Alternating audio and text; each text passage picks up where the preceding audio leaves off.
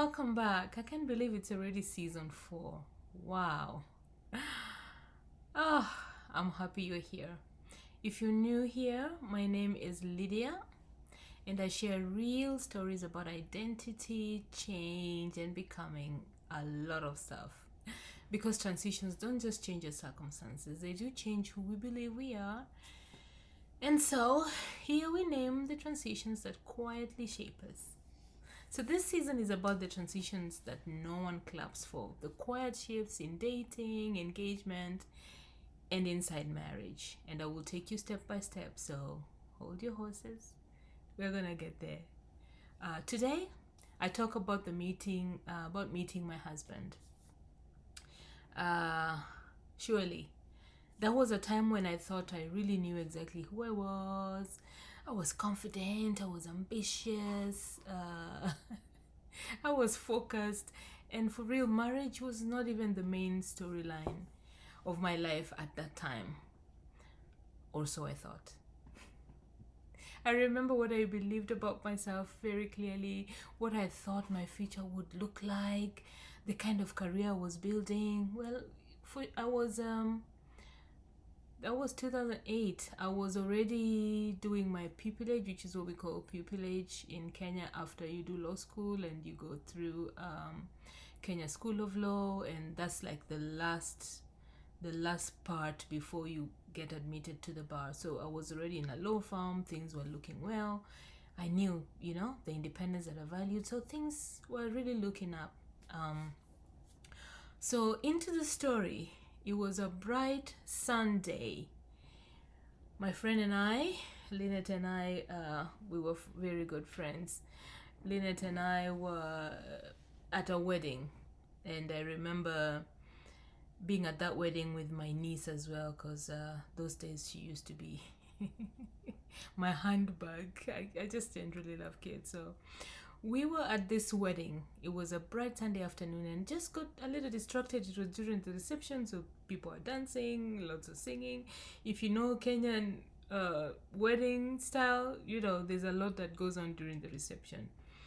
So people are eating and I'm just on my phone. And I remember scrolling through Facebook. That was way back when you got on Facebook, you could describe yourself.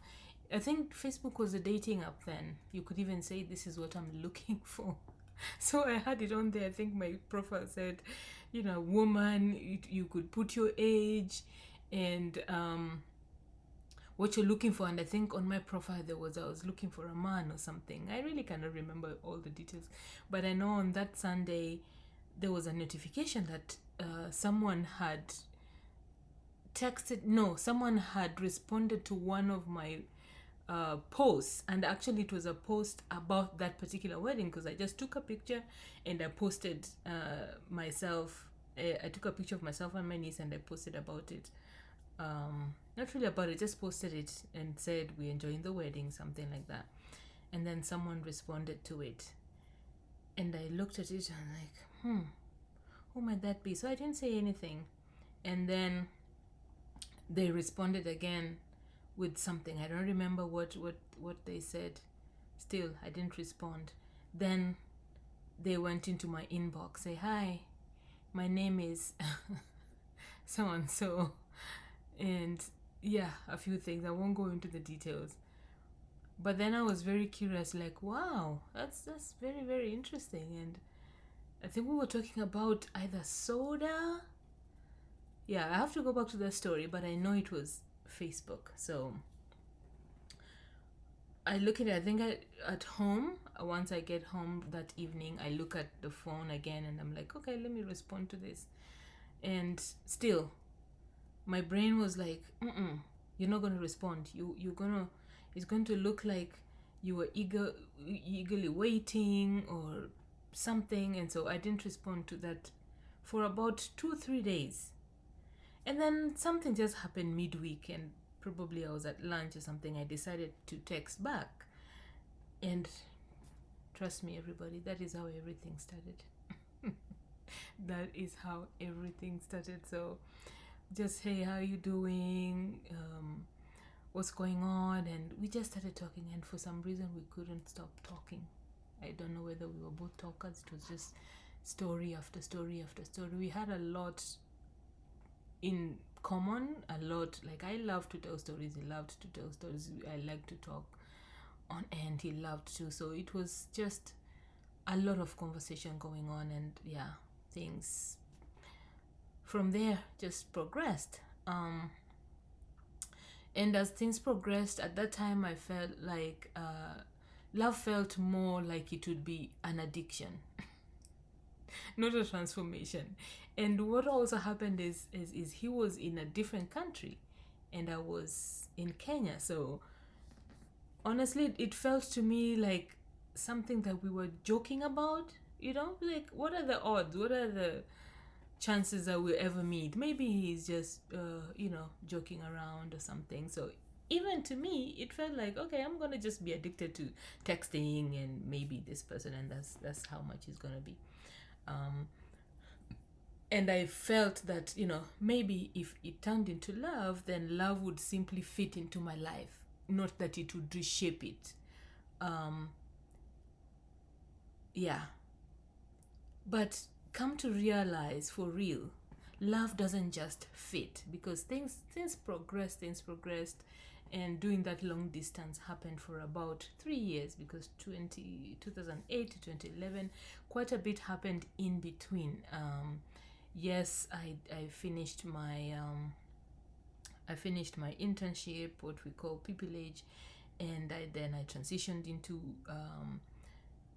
a job. And so we went through some of these things together. It was very, very interesting when, went from internship and then went into a job. We were already dating, and then I went to London to study my first master's degree. We were still together at the same time, so I even changed locations. He changed locations because he was in the military and was stationed in, I think, Afghanistan at the time. So we really went through a lot, long distance, that the relationship, I feel like, matured very fast, because we were going through big transitions together. That's how it felt, even though we were not close in proximity in terms of distance. Those things that we shared together, I think, solidified a lot of what we were, of the love that we shared in at the beginning, that I think things just progressed very quickly. Now, for sure, I can confirm that love doesn't just fit, it stretches you. It introduces new expectations, new responsibilities, new versions of yourself, because my considerations, whenever I was making some decisions, I had to consider, okay, how about this? How is this going to affect this? How is this going to affect, things started to shift a little bit. Looking back now, I realized something very, very important. Every major relationship begins with a subtle identity negotiation. You start to picture yourself, I don't know whether it's just women, but I want to believe maybe all of us. Who am I now in relation to this? And some men know about this question when women ask, so what are we? I understand it's a question that sometimes throws people off, but internally we ask ourselves, and it might not be very obvious, but it's subtle. Who am I now? Who are we becoming? What parts of me are staying the same, and what parts of me might change? And most of us really don't notice that negotiation happening, as I said. Well, meeting him was not just the start of a relationship, it was truly the beginning of becoming someone's partner.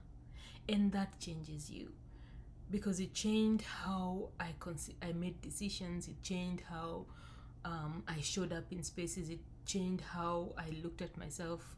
Maybe in the morning before I left, we liked to take pictures and exchange pictures. So definitely it informed even how I was going to dress that day. So a lot of things change. Well, I didn't feel that shift fully, to be honest, until later on, 3 years down the line, when we started talking about marriage, or we are getting engaged, things like that. Because engagement, that's when expectations really get louder. And that's where the real transition started. I'm gonna talk to you about that next. Well, if this resonates, subscribe and follow this season in order. I'm telling this story chronologically, one chapter at a time. And I also love to know, when did you meet your partner? Did you feel like you changed immediately or slowly over time? Tell me in the comments. I'll see you in the next episode. Bye.